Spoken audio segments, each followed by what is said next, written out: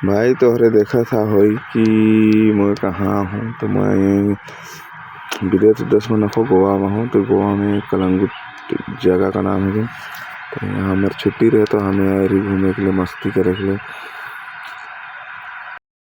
देख सकल आदमी मन किसन किसन सुतल है, किसन मस्ती करत हैं। सब अपन अपन मस्ती में पी खाए के एंजॉय।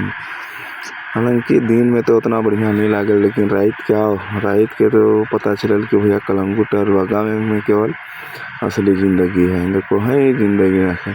हमारे झारखंड में भी मस्ती होवे, लेकिन इसन मस्ती नहीं हो जितना यहाँ होवे। बस